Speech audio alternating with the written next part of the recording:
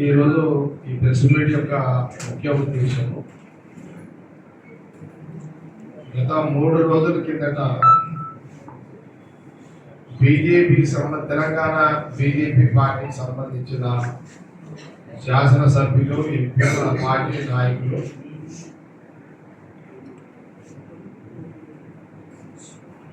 దీక్ష చేయడం జరిగింది. అది దీక్షకు సంబంధించి ఈ రాష్ట్రంలో కాంగ్రెస్ ప్రభుత్వము, కాంగ్రెస్ పార్టీ, కాంగ్రెస్ ప్రభుత్వము, ముఖ్యమంత్రి రేవంత్ రెడ్డి గారు, సోనియా గాంధీ, రాహుల్ గాంధీ వారి నాయకత్వంలో, గాంధీ గారి నాయకత్వంలో, వారి ఆదేశాల మేరకు ఎన్నికల సమయంలో రైతులకు ఇచ్చిన హామీ 2 లక్షల రూపాయలు రుణమాఫీ చేయడం జరుగుతుంది. అధికారం ఇచ్చిన వెంటనే అన్ని రైతులకు చెప్పిన మాటకు ఇచ్చిన హామీకి నిలబడి ప్రజలు కాంగ్రెస్ పార్టీ అధికారం ఇచ్చిన వెంటనే కొన్ని నెలలకు ఆర్థిక రాష్ట్రము గవర్నమెంట్ ఆర్థికంగా ఇబ్బందులు ఉన్నా కాంగ్రెస్ పార్టీ అధికారం వచ్చిన వెంటనే సీఎం రేవంత్ రెడ్డి గారు, అట్లాగే entire cabinet minister, finance minister పట్టిగారు అనుకోండి, ఉత్తమ్ కుమార్ రెడ్డి గారితో పాటు అగ్రికల్చర్ మినిస్టర్ తుమ్మల నాగేశ్వరరావు గారు, ఎంటైర్ క్యాబినెట్ మినిస్టర్ ఇమీడియట్లీ 31,000 కోట్ల రూపాయలు క్యాబినెట్ తీర్మానం చేసి 18,000 కోట్ల రూపాయలు ఎట్ ఎ టైం బ్యాంకులలో రైతులకు బ్యాంకులలో వేసి రుణమాఫీ చేయడం జరిగింది. ఇది నిజమే కదా. 18,000 కోట్ల రూపాయలు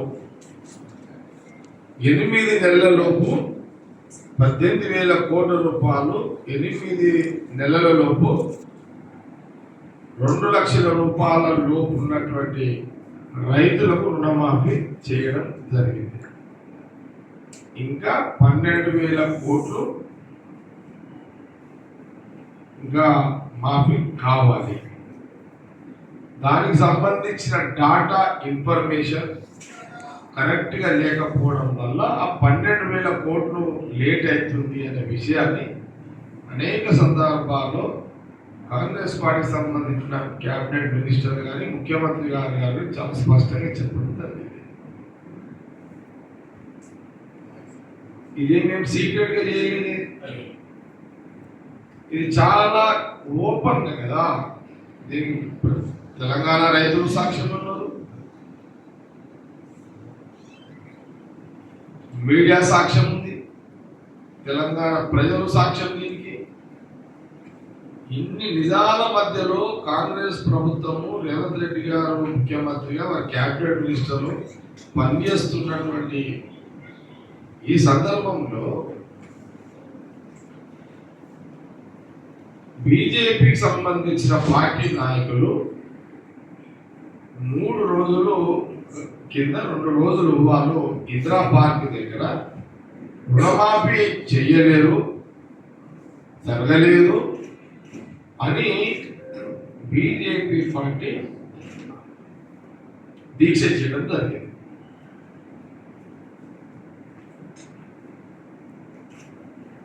ఇంత ఆర్థిక ఇబ్బందులలో విడిచిపెట్టిపోయిన కేసీఆర్ గారు ఈ రాష్ట్రాన్ని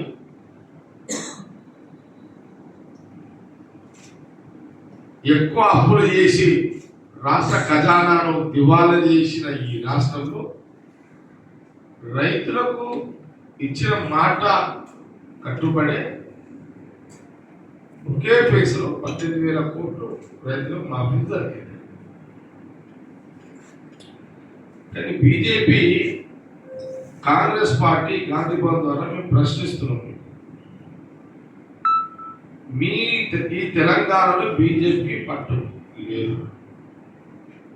తెలంగాణలో బీజేపీ రాజకీయ పార్టీలు లేకపోవడం వల్ల వాళ్ళు ఉనికి తెచ్చుకునే వాళ్ళ యొక్క ఉనికిని పెంచుకునే ప్రయత్నంలో బీజేపీ పార్టీ మేము చేసిన పనిని చెయ్యలేదు అని ప్రచారం చేస్తూ బురద తల్లుతూ దీక్ష చేయడం జరిగింది. ఇది కాంగ్రెస్ పార్టీ తీవ్రంగా ఖండిస్తుంది.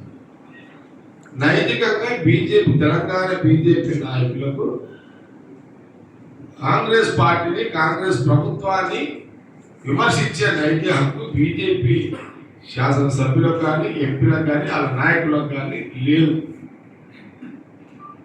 ఎందుకంటే నా కాంగ్రెస్ ప్రభుత్వం మాఫీ చేసింది కాబట్టి సూటిగా మీకు ఒక 2-3 ప్రశ్నలు మేము అడుగుతున్నాం. ప్రధానమంత్రి గారు స్వయంగా ఆయన నోటి నుంచి ఆనాడు ఉమ్మడి రాష్ట్రం ఉన్న ప్రజలు కానివ్వండి,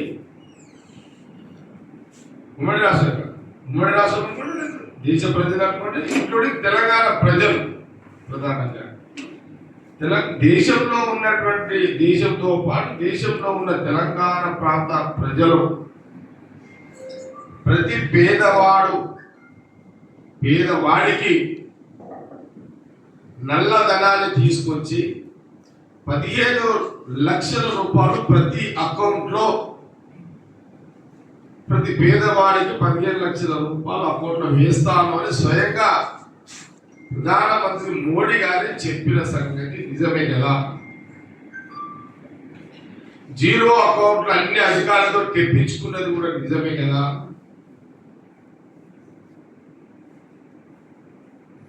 పదేళ్ళు బీజేపీ కేంద్రంలో ప్రధానమంత్రి మోడీ గారి, మొన్న జరిగిన ఎన్నికల్లో మళ్ళీ 3వసారి ప్రధానమంత్రి మోడీ గారి.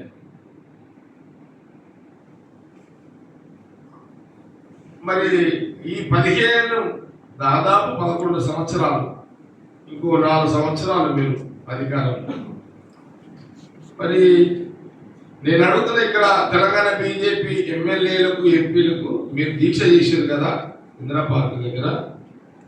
మరి 15 లక్షలు చిల్లి గబ వేయలేదు కదా, దీనికి జవాబు ఏం చెప్తారు మీరు? ఒకటి, ఆ రోజు ప్రధానమంత్రి మోడీ గారు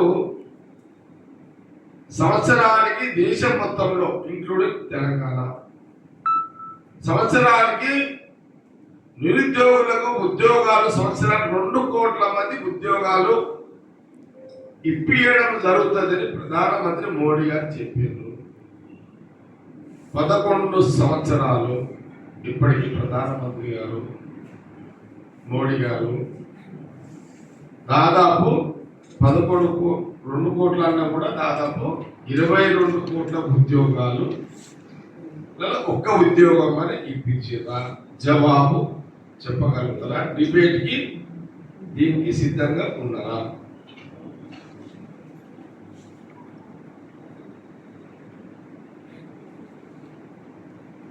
మూడవది, వ్యవసాయ ఆదాయాన్ని రెట్టింపు చేస్తామని బీజేపీ ఎన్డీఏ ప్రభుత్వం హామీ ఇచ్చింది. దీనికి ఏమన్నా మీరు జవాబు చెప్పగలుగుతారా?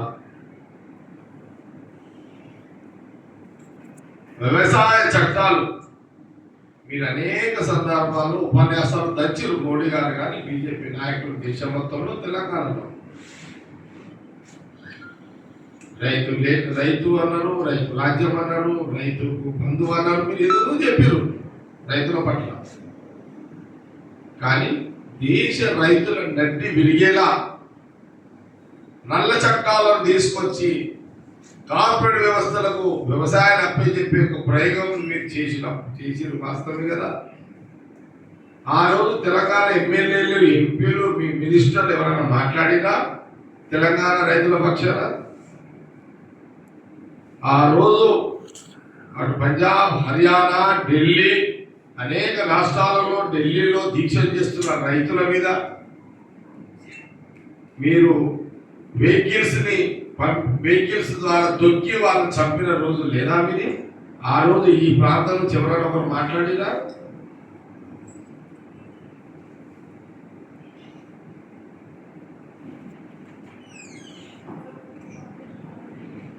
ఐదవది, అధిక ధరలు తగ్గిస్తామన్నారు.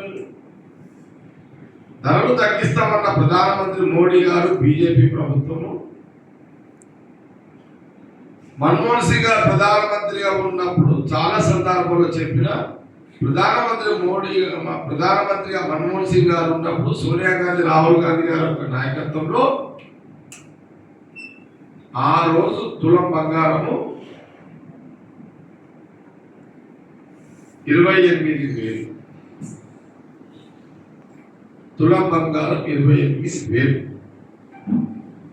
2014 ఎన్నికల తర్వాత మోడీ గారు ప్రధానమంత్రి అయిన తర్వాత ఈరోజు బంగారం తులము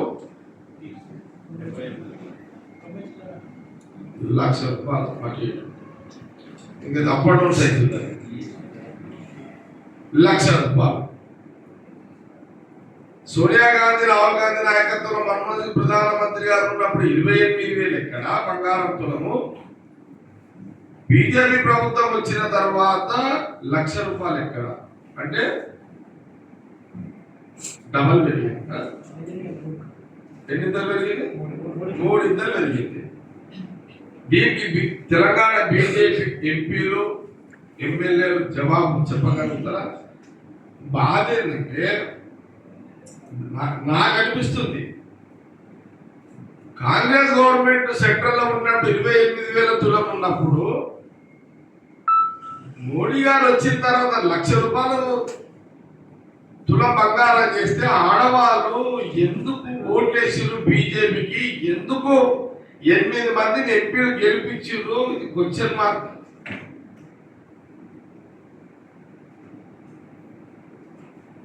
తెలంగాణ మహిళలకు బాధ లేదా? కోపం లేదా? ఆవేదన లేదా? కష్టం లేదా? పైసలు సిలకున్నాయా మీ దగ్గర?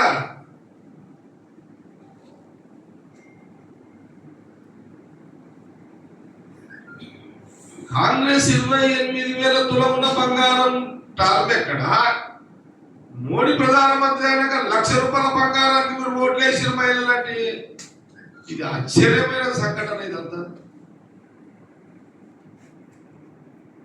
కోపం వస్తలేదా? మీకు బాధ అనిపిస్తలేదా? ఎన్ని పెరిగినాయి? గ్యాస్ సిలిండర్ పెరిగింది. మీకు వంట చేసేటప్పుడు కోపం ఎందుకు వస్తలేదు?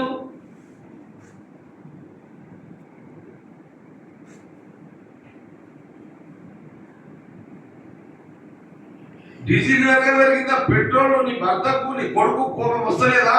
పెట్రోల్ ధర పెరిగింది, డీజిల్ ధర పెరిగింది మోడీ గారి గవర్నమెంట్ లో. అంటే మీరు ధరలు పెంచుతున్నా కూడా మీరు వాళ్ళకి ఓట్లేసి 8 సీట్లు ఇచ్చేసరికి వాళ్ళ కళ్ళు నెత్తికెక్కినాయి బీజేపీ వాళ్ళకు. బీజేపీ వాళ్ళకు ఒక విశ్వాసం ఏంటంటే మేము ఎన్ని ధరలు పెంచినా మాకు తెలంగాణలో 8 సీట్లు ఇచ్చిండ్రు, ఇంకా తులము 1,00,000 ఇంకా 1,00,000 పెంచినా మాకు తెలంగాణ ఓట్లు వేస్తున్న ఒక విశ్వాసాన్ని తెలంగాణ మహిళలు వాళ్ళకు కలిగిస్తున్నారు, అవకాశం ఇస్తున్నారు. మీరు దీక్ష చేస్తున్నారా? 18,000 రుణమాఫీ చేసిన కాంగ్రెస్ గవర్నమెంట్ సీఎం రేవంత్ రెడ్డి గారి యొక్క క్యాబినెట్ ని వ్యతిరేకంగా మీరు దీక్షలా? ఈ డ్రామా ఏంది? నాటకాలు ఏంది? మా బ్యాడ్లకి ఏంటంటే మాకు డ్రామా చేయడానికి రాదు. మేము ప్రాక్టికల్ దగ్గర ఉంటాం. కాంగ్రెస్ లీడర్షిప్, కాంగ్రెస్ లీడర్లు ప్రాక్టికల్ నిజానికి దగ్గర ఉంటాము. వాళ్ళ అదృష్టం ఏంటంటే నటనలో ఉండి నటన వెలిగిన బీజేపీ నాయకులకు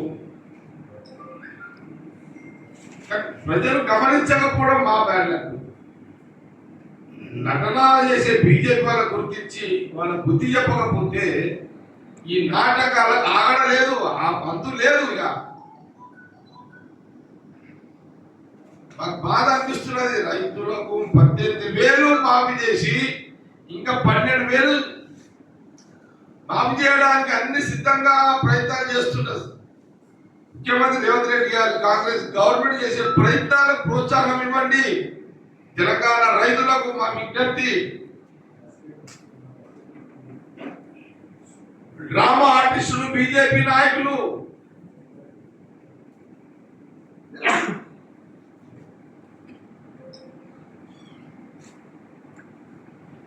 మేకప్ వేసుకొని సినిమాలో యాక్టింగ్ చేసే హీరోలు క్లారిటీ ఉంది. మేకప్ లేకుండా యాక్టింగ్ చేసే బీజేపీ నాయకులు దారుణంగా తయారైపోయారు మీరు. కాబట్టి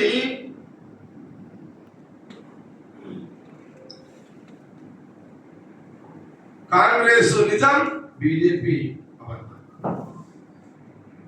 కాంగ్రెస్ పార్టీ ప్రభుత్వం నిజం, బీజేపీ పార్టీ బీజేపీ గవర్నమెంట్ అబద్ధం.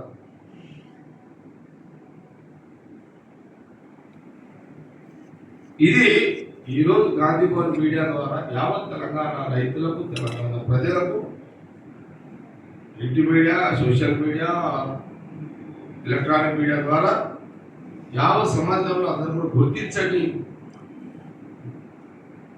గమనించండి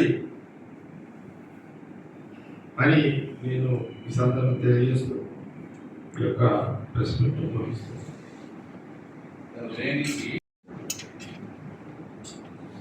కొండా సురేఖ గారు ఇప్పుడు మీ మీద ఎలాంటి విమర్శలు చేసినా తప్పు ఆమె కాదు. కొండా సురేఖ గారు మీ మీద విమర్శలు చేసే అవకాశము ఆమె రెచ్చగొట్టి ఆమె ఇబ్బంది పెట్టే మాటలు మాట్లాడి మీరే అనవసరంగా తిట్టించుకున్నారు. తప్పు కేటీఆర్ది, టీఆర్ఎస్ పార్టీ. కేటీఆర్ మీరు ఒక రాజకీయ పార్టీలో మనం అందరం పనిచేస్తున్నాం. వ్యక్తిగత విషయాలలో మాట్లాడుకోవడం ఒకటి తప్పు. రెండవది, మీ టిఆర్ఎస్ సోషల్ మీడియా మీరు కొండా సురేఖ గారికి మర్యాద పూర్వకంగా ఓ ఎంపీగా అతను మర్యాద చేశాడు. దాన్ని సోషల్ మీడియా రాంగ్ తీసుకుపోయి మీ యొక్క సోషల్ మీడియా పనిచేస్తుంది. కేటీఆర్ ఒక రాజకీయ నాయకుడుగా 10 ఏళ్ళ ముఖ్యమంత్రిగా పనిచేసిన కేసీఆర్ గారి కొడుకు ఆచితూచి అడుగులేసి టిఆర్ఎస్కి సంబంధించిన సోషల్ మీడియాని మందలించాల్సిన అవసరం, బాధ్యత పెద్దరికంగా ఆయన చేసేది ఉంది.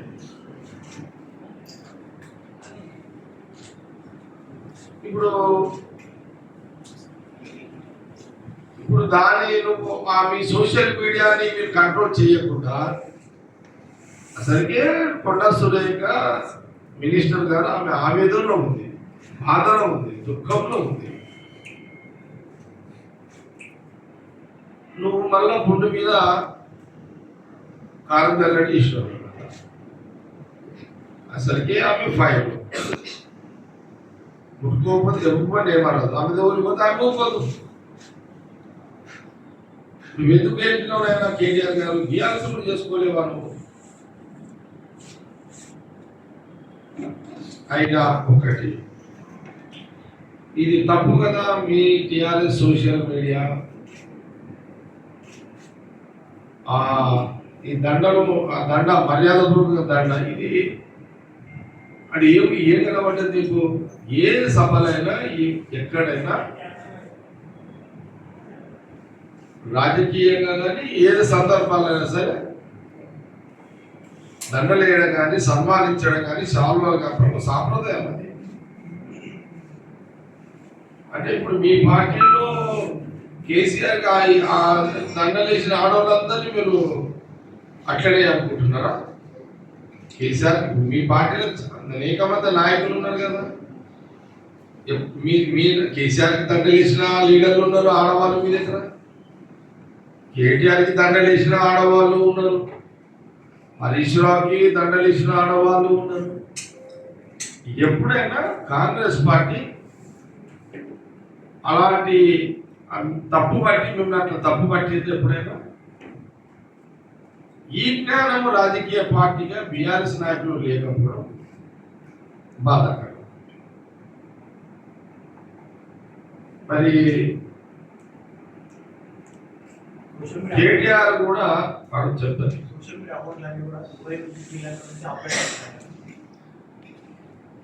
అదే అంటే బిఆర్ఎస్ వాళ్ళది దుబాయ్ నుంచి social media, BRS social media Dubai నుంచి యాక్టివిటీ చేస్తున్నారు అనేది, అంతే కదా?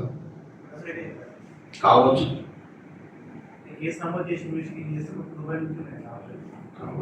నేనేమంటున్నాంటే అనవసరంగా కొండా సురేఖ గారిని అట్లా ఆపాదించడం, యావత్ తెలంగాణ సమాజం ఎవరైనా సరే దాన్ని ఖండించి వ్యతిరేకిస్తారు. దాన్ని ఎవరు కేటీఆర్ గారిని బీఆర్ఎస్ సమర్థించరు. మీరు అనవసరంగా గెలిపించుకున్నది, అనవసరంగా అది పెట్టి తెచ్చి పెట్టుకున్నారు. సపోజ్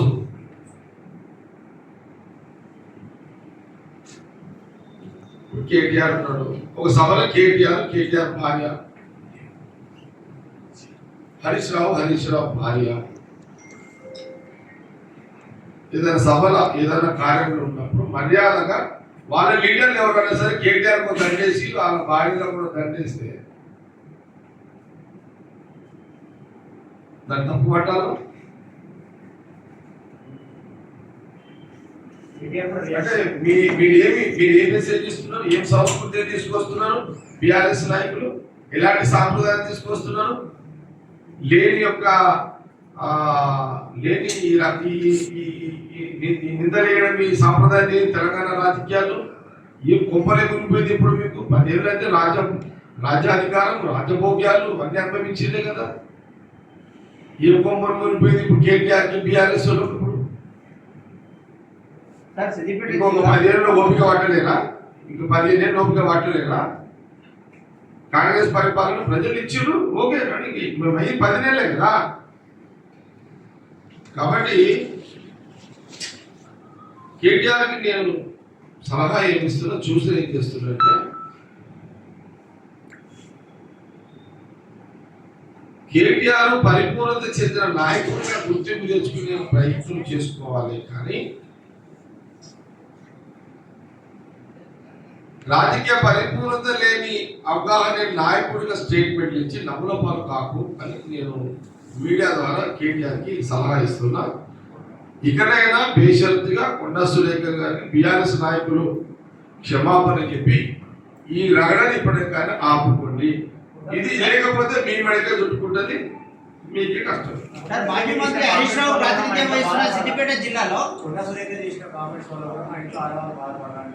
సురేఖ మినిస్టర్ గారు కొన్ని విషయాలు కేటీఆర్ మీద ప్రెస్ లో మాట్లాడారు.